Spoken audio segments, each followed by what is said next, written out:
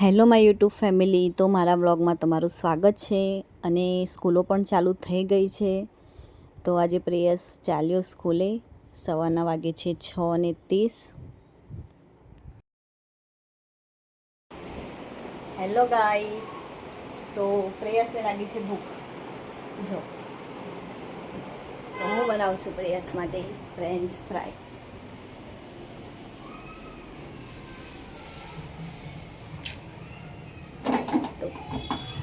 તો પહેલાં બટાકાને ગરમ પાણીમાં ડબોળી દેવાનું, મીઠું નાખીને, અને થઈ જ ગયું છે ઓલમોસ્ટ. તો બટાકા હું અહીંયા કટ કરીને ગરમ પાણીમાં પલાળી દીધા હતા, થોડું મીઠું એડ કરીને. તો બટાકા સરસ થઈ ગયા છે, એકદમ સ્મૂથ, અને બહુ ડ્રાય બી નહીં ને બહુ નરમ પણ નહીં, એકદમ જ મીડિયમમાં થઈ ગયા છે. 10 મિનિટ પાણીમાં પલાળ્યા પછી બટાકાને કાઢી લેવાના છે એક ચાયણીમાં, અને એકદમ કોરા કરી લેવાના છે. અને 2 ચમચી જેટલો કોર્નફ્લોર લેવાનો છે પાવડર કોરો, અને બીજો 2 ચમચી જેટલો પલાળી દેવાનો છે પાણીમાં. જે રીતે આપણે ભજીયા બનાવીએ ને કેવું એનું ખીરું બનાવીએ છીએ એમ થોડું ખીરું બનાવી દેવાનું છે. અને ખીરું બની ગયા પછી હું અહીંયા ગરમ થવા માટે તેલ પણ મૂકી દઉં છું. તો ધીરા ગેસે ગરમ થયા કરે. અને ફ્રેન્ચ ફ્રાય બનવામાં બસ 15 મિનિટની જ વાર લાગે છે, બહુ ટાઈમ પણ નથી થતો એમાં. તો અહીંયા હું ખીરું પલાળી દીધું છે. તો જે બટાકા હું જે ચિપ્સ પાડી છે લાંબી લાંબી, એ બટાકા અંદર ખીરામાં પહેલાં નાખી દેવાના, અને એમાંથી ડીપ કર્યા પછી કોરા કોર્નફ્લોર છે પાવડર, એની અંદર ડીપ કરવાના. બસ બધા જ આ રીતે કોરા કોર્નફ્લોર પાવડરમાં નાખ્યા પછી કાઢી લેવાના છે એક ડીશમાં. અને તેલ થઈ જાય એટલે તેલની અંદર બસ નાખી જ દેવાના છે જેમ થાય એમ. અને ઘરે પણ જો તમે બનાવશો તો બહારથી જ તમે લાયા હોય ફ્રેન્ચ ફ્રાય, સેમ એ જ ટાઈપના બનશે, એકદમ ક્રન્ચી પણ એટલા બનશે, અને ટેસ્ટમાં પણ સેમ બનશે એવા. તો બધા જ હું ડીપ કરીને કાઢી લીધા છે. તો હું બધા તેલમાં નાખી દઉં છું, અને એકદમ બ્રાઉન થાય ત્યાં સુધી એને તળી લેવાના છે. થોડી ચિપ્સ બચી છે, હવે એ વિશ્વ આવશે ટ્યુશનથી ત્યારે એને બનાવીને આપીશ. તો અત્યારે હું પ્રેયસને આપી દઉં છું ગરમ ગરમ, એકદમ જ ક્રન્ચી બને ત્યાં સુધી એને શેકાવા દઈશ, પછી કાઢી લેવાના એને.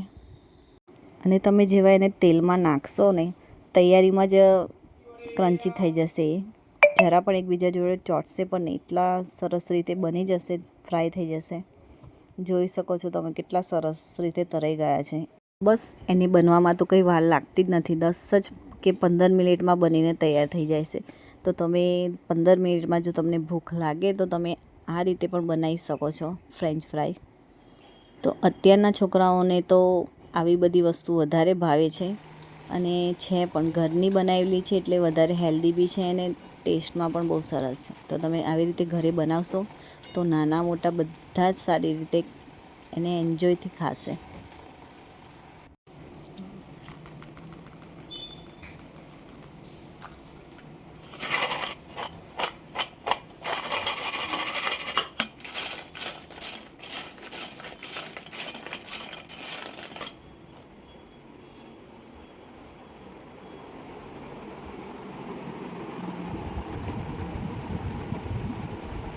પકડ પકડ પકડ.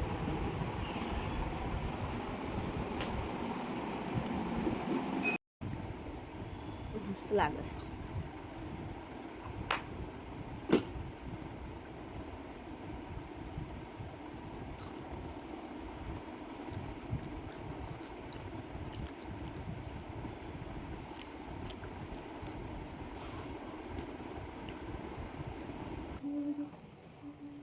તો બસ હલકો ફૂલકો નાસ્તો થયા પછી હવે ટાઈમ છે જમવાનું બનાવવાનો. તો હું અહીંયા બનાવું છું પનીર ટિક્કાનું શાક. અને આ વિડીયો મારો સાંજનો છે, સવારનો નથી. તો સાંજના વાગે છે 6:30, અને હું બનાવું છું પનીર ટિક્કાનું શાક, અને જોડે તંદૂરી રોટલી. તો પનીર ટિક્કામાં નાખવા માટે મેં ડુંગળી, ટામેટાં, આદું, લસણ, મરચાં બધું જ તેલમાં ફ્રાય કરી દીધું છે પહેલાં, અને પછી એની પેસ્ટ કરી દઈશ મિક્સરમાં ગ્રેવી માટે. અને આ છે તૈયાર મસાલો છે સુહાનાનો પનીર ટિક્કાનો, જે 40 કે 45 રૂપિયાનું પાકીટ મળે છે. બસ એ તૈયાર પાકીટ લાવીને તમારે એની અંદર દૂધ નાખીને એની પેસ્ટ બનાવી દેવાની છે.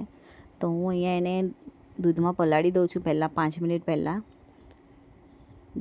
જે પ્રમાણે તમારે ગ્રેવી જોઈએ એ પ્રમાણે તમે દૂધ એડ કરીને ગ્રેવી એની કરી શકો છો આ મસાલાની. તો હું અહીંયા થોડું દૂધ નાખીને એનો મસાલો તૈયાર કરી દઉં છું. બસ આટલો થીક રહે એટલો બહુ છે. પછી થોડું પાણી એડ કરીશ અને શિમલા મરચાં છે કટ કરી લઈશ અને ઝીણા ઝીણા. અને 250 ગ્રામ પનીરમાં તમે એક પાકીટ અંદર મસાલો એડ કરી શકો છો સુહાનાનો. અને આ મસાલાથી પનીરનું શાક બહુ જ સરસ બને છે. એકવાર બનાવીને ટ્રાય કરી જોજો, બહુ જ ટેસ્ટ આવે છે. બહારથી હોટલમાંથી લાવ્યા હોય એના કરતાં પણ વધારે ટેસ્ટ આમાં આવે છે. અને હું લાવી છું પનીરનું પાકીટ જે તૈયાર આવે છે એ કટ કરેલું 250 ગ્રામનું. બધું એક ડીશમાં કાઢી લઈશ અને એને હું તેલમાં ફ્રાય કરી લઈશ, જેથી પનીરની અંદર જે સ્મેલ આવે છે એ સ્મેલ ના આવે અને પનીર પણ સરસ શેકાઈ જાય. એને થોડુંક બ્રાઉન થાય ત્યાં સુધી એને શેકી લેવાનું છે.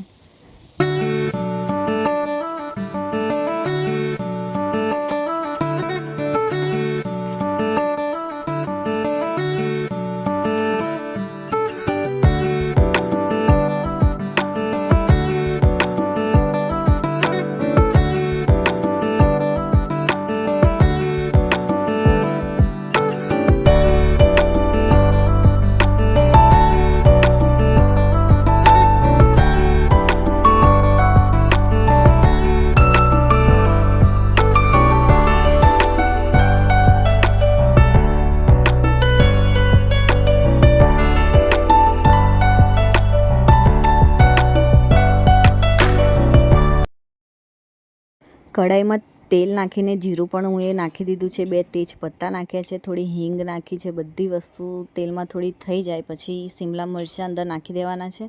અને શિમલા મિર્ચ પણ થોડા બ્રાઉન થઈ જાય પછી ગ્રેવી જે છે ટામેટાની ડુંગળીની ગ્રેવી અંદર એડ કરી દેવાની છે. અને શિમલા મિર્ચ તમને ભાવે તો તમે નાખી શકો છો અને ના ભાવે તો ના પણ નાખી શકો, પણ અમને બધાને ભાવે જ છે તો અહીંયા શિમલા મિર્ચ અંદર એડ કરી છે અને ગ્રેવી અંદર નાખી દઉં છું. બંને વસ્તુ 5 મિનિટ માટે થવા દઈશ, જ્યાં સુધી અંદરથી તેલ ના છૂટે ગ્રેવીમાંથી ત્યાં સુધી એને શેકાવા દેવાનું છે તેલમાં.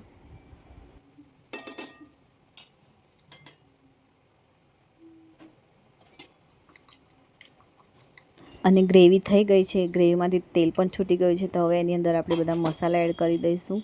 મરચું, હળદર, ધાણા જીરું, મીઠું, બધી વસ્તુને અંદર એડ કર્યા પછી થોડું શેકાવા દઈશું.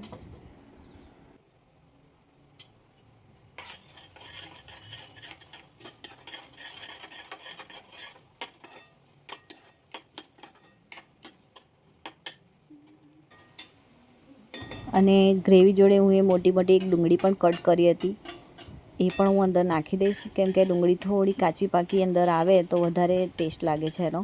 એટલે હું એ મોટી મોટી ડુંગળી અંદર કટ કરીને નાખી દીધી છે. અને જે મસાલો હું દૂધમાં પલાળેલો હતો સુહાના મસાલો, એ મસાલો પણ આ ગ્રેવીમાં નાખી દેવાનો.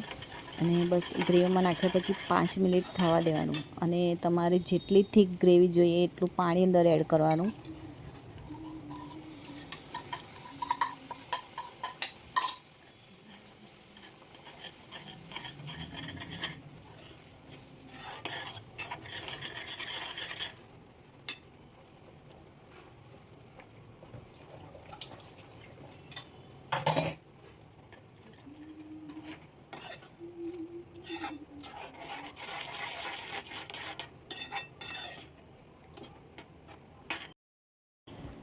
અને અહીંયા ગ્રેવી પણ આપણી બની ગઈ છે સરસ.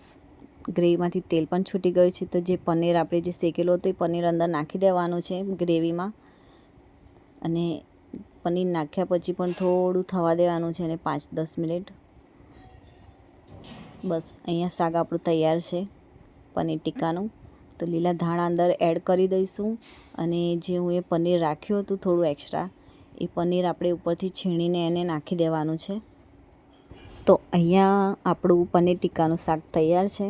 અને જેવું દેખાવમાં લાગે છે ને એનાથી વધારે સ્વાદ ખાવામાં છે. બહુ સરસ બનેલું. અને આટલા સરસ પનીરના શાક જોડે તો તંદૂરી રોટલી હોય તો બસ મજા જ કંઈ અલગ છે એની.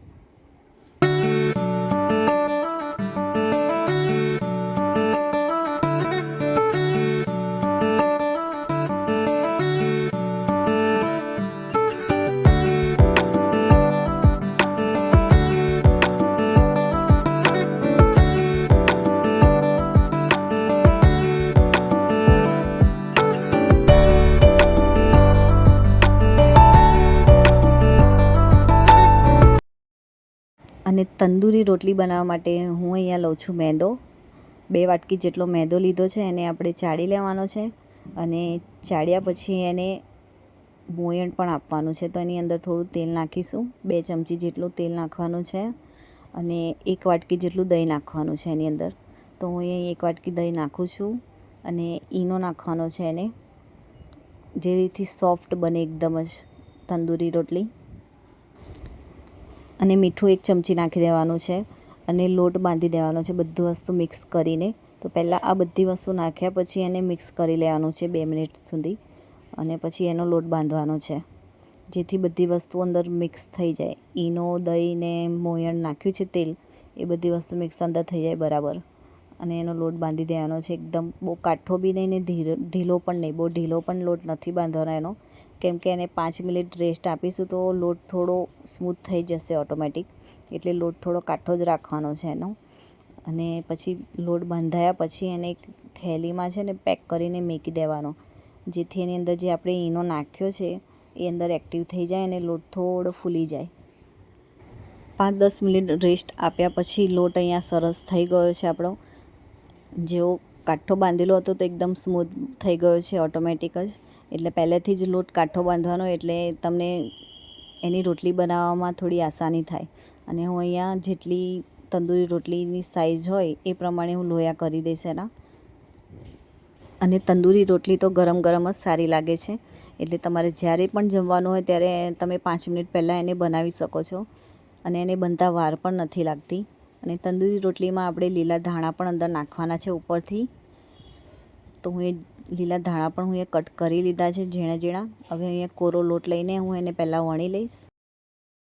અને લીલા ધાણા પણ તમારે તંદૂરી રોટલીમાં નાખવા હોય તો જ, અને ના નાખવા હોય તો તમે ના પણ નાખી શકો. તમે ડાયરેક્ટ રોટલી પણ બનાવી શકો છો એમને. અને ઉપરથી હું ધાણા લગાવીશ અને થોડો કોરો લોટ નાખીશ, એટલે ધાણા અંદર થોડા ચોંટી જાય રોટલી ઉપર.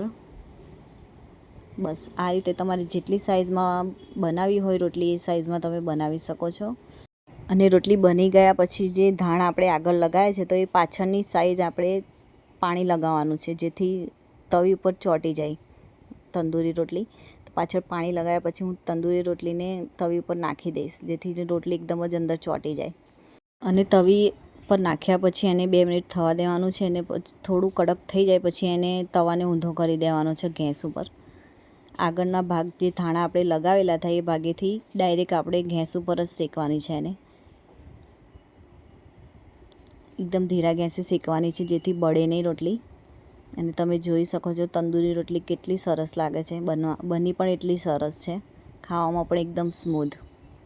અને બહાર જે તંદૂરમાં રોટલી બનાવે છે સેમ એવો જ સ્વાદ આવે છે. જો તમે આ રીતે ઘરે બનાવશો તો તમારી પણ આવી જ બનશે.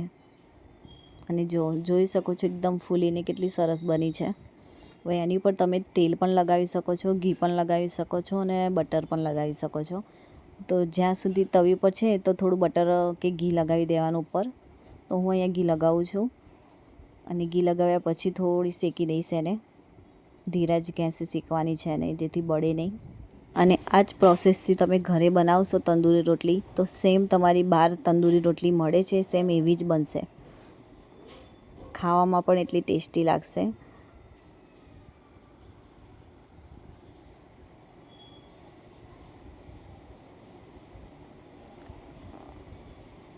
અને બસ અહીંયા તંદૂરી રોટલી આપણી તૈયાર છે. તો હવે એને તવી ઉપરથી ચીપિયા વડે તવી ઉપરથી ઉખાડી લેવાની છે અને એને આગળથી ને પાછળથી થોડી થોડી શેકી લેવાની છે, જેથી થોડું પણ કાચું રહી ગયું હોય લોટ તો એ શેકાઈ જાય એની જોડે. તો બસ હવે તૈયાર છે આપણી તંદૂરી રોટલી. અને તમે જો કદાચ પહેલી વાર બનાવશો તો કદાચ તમારાથી ભૂલ થશે બનાવવામાં, પણ જો બીજી વાર બનાવશો તો તમારાથી ભૂલ જરા બી નહીં થાય. અને જો તંદૂરી રોટલીની પાછળ તમે પાણી બરાબર ચોંટાડશો તો તવી પર ચોંટી જશે, પછી એની જાતે જ સરસ શેકાઈ જશે, તમારે કંઈ જ કરવાની જરૂર નહીં પડે. તો અહીંયા મારી તંદૂરી રોટલી બનીને તૈયાર થઈ ગઈ છે અને હવે લાગી છે બધાને ભૂખ. તો હું મારા વ્લોગનું અહીંયાથી જ એન્ડિંગ કરું છું. અને તમને બધાને જો મારા વ્લોગ ગમે તો મારી ચેનલને સબસ્ક્રાઈબ કરવાનું ના ભૂલતા. તો ચાલો હવે આપણે મળીશું આવતા નવા વ્લોગમાં. બાય બાય, જય શ્રી કૃષ્ણ.